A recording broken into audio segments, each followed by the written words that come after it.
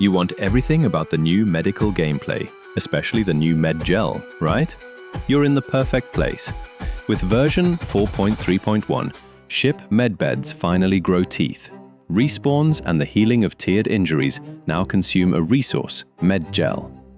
Clinics and hospitals remain the safe bet, but on board it's plan ahead, not endless zerging. How many respawns are you carrying? Do you heal that T2 chest injury now, or save the charge for an emergency respawn later? These decisions bring meaning back to life and death in the verse and make medics, logisticians, and team players truly valuable.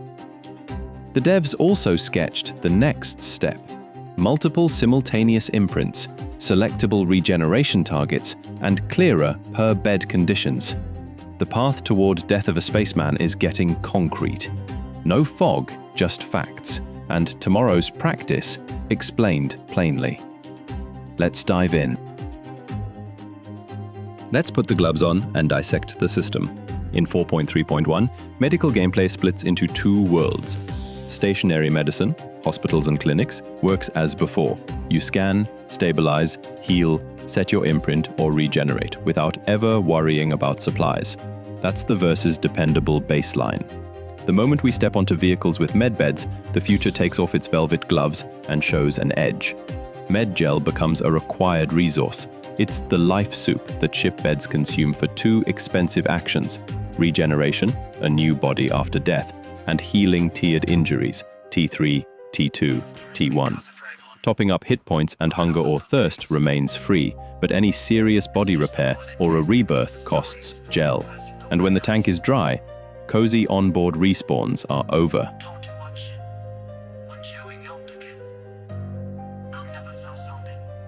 CIG now defines this cleanly via capacity and fixed draws. Bed capacities. T3 holds 100 CSCU, T2 holds 200 CSCU, T1 holds 400 CSCU of MedGel.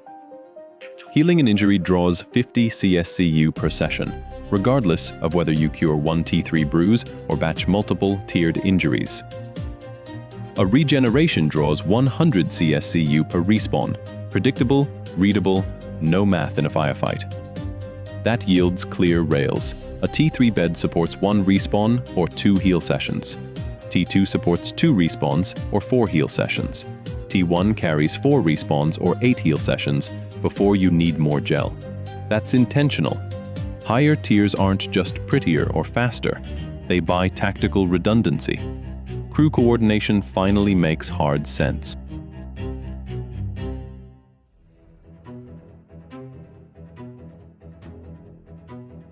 Where you regenerate is equally clear. You can set your imprint at a bed, but the target bed's range decides success or a trip home. Current ranges read T3 up to 50 kilometers, T2 up to 8,000 kilometers, T1 up to 150,000 kilometers, enough for gameplay zones, planets, even system scale. Reasons for failure are sober: bed destroyed, gel empty, or out of range, and you bounce to your last safe location. This is exactly where the Beyond 4.3.1 plans hook in. Multiple imprints, free choice at death, and per-bed states like auto-restock, cooldowns, limits, fees, and permissions. Today, it's strict. Tomorrow, it's strategic.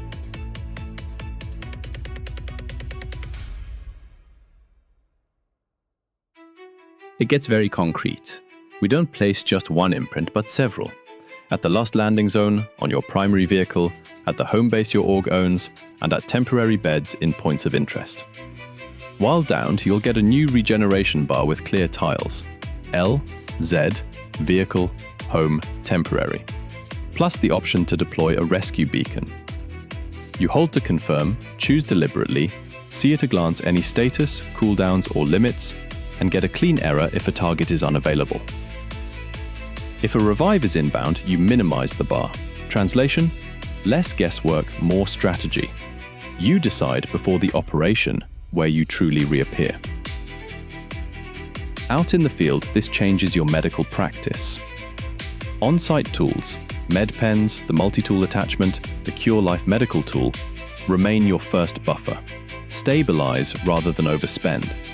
Watch your blood drug level. reach for Hemazal for fast rescue, Resurgera to counter overmedication, and Roxafen, Sterigen, or Demexitrine to suppress common T1 and T2 symptoms. The goal is to buy time, get the patient to a suitable bed, and save onboard gel for what truly matters. That means actively managing and planning your medbay. Track fill levels and set priorities. Schedule heal sessions, and above all, schedule respawn slots. Don't casually drain everything.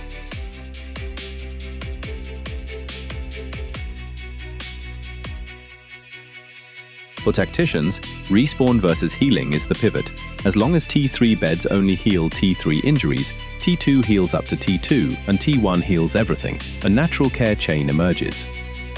A C8R or an Ursa Medevac stabilizes, treats light wounds, and evacuates.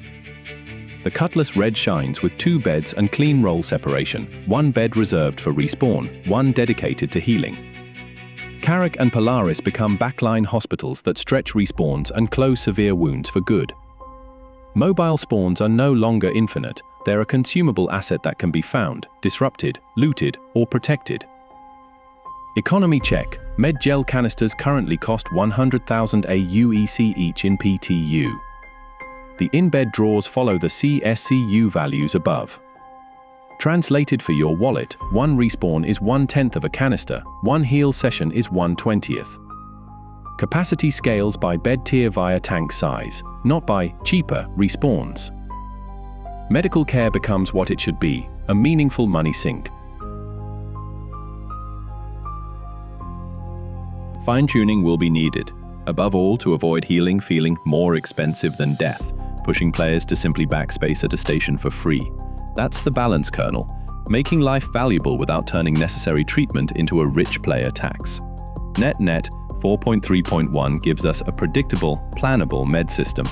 Crew roles become tangible, ship loadouts finally matter, gel stash instead of dead weight. Ops planning becomes a real game with side effects. Those who stabilize smartly, pick the right beds, and treat MedGel as a tactical resource gain time, money, and wins. Those who forget learn the hard lesson. The most expensive doctor is the one you didn't plan for. Short version, less Zerg, more planning. Storming Onyx, bunkers, or outposts, we stabilize first. In the dust outside, lead with MedPen or MedTool, keep BDL in view, get the patient up and out of the kill zone. Save heal sessions for secured areas. Every session consumes gel, and every respawn consumes double. In the group, assign a Medbay manager, lock 1 bed as the respawn lifeline, run T3 and T2 wounds on the other bed in batched passes, so you don't end the op with 2 half-empty tanks. Before takeoff, set your imprint at the system hub, and only then switch it to the ship. That keeps the trip short if the onboard respawn fails.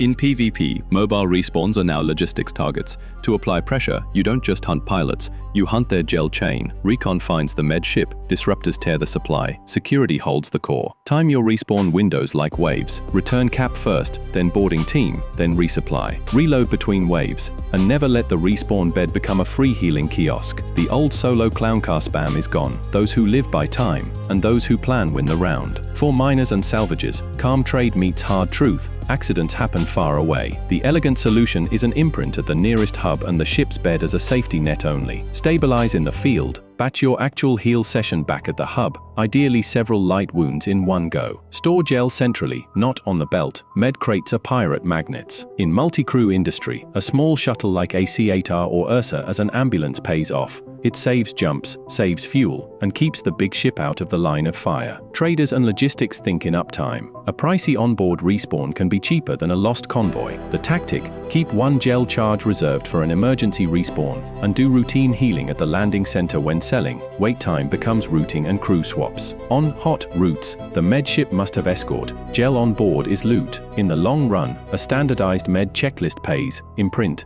gel level, rolls, evacuation plan.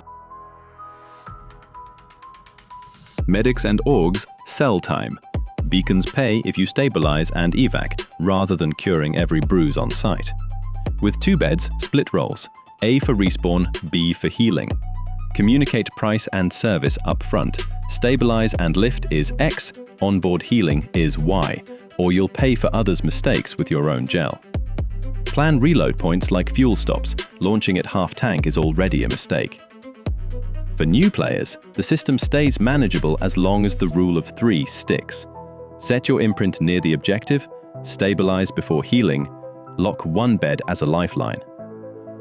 Mind your BDL, no solo heroics without an exit plan, and never enter danger with an empty med tank. Then the system behaves as intended, understandable, plannable, forgiving, but not trivial. And financially, MedGel becomes a strong money sink. It forces us to distinguish injury from death, anchors beds in real logistics, and elevates higher bed tiers through capacity and radius. Fine-tuning remains vital. Heal costs must compete with the comfy backspace without turning medicine into a toll. The goal is clear. Life matters again. And that's where theory ends. Now it's your stance in the verse that counts. We've reached the end of our tour through the new medical universe. MedGel as hard currency for second lives, healing, logistics, and team dynamics. On one side, the promise of real consequences. Set imprints wisely, watch gel levels, separate roles. Play more tactical, more mature, closer to death of a spaceman. On the other, the pragmatist's warning. As long as beacons, UI, and bugs still fuss, friction must not overtake fun. Otherwise, healing becomes a tax, and the bed turns into micromanagement. Where do you stand? Team consequence and depth, saying, regeneration must cost, so rescue, planning, and escorts truly matter? Or team playability and reliability, demanding better tools first, clear respawn choice, pooling across multiple beds, finer costs for tiered injuries, before the hammer falls? Tell me below with a real example from your day-to-day. How would you organize MedGel in your crew? And what's your tipping point between exciting and cumbersome? If this deep dive helped, drop a sub and a like, and share it with your flight crew. We're live on Twitch daily, active on Discord, and we run massive monthly giveaways, completely free. Until next time, see you in the verse.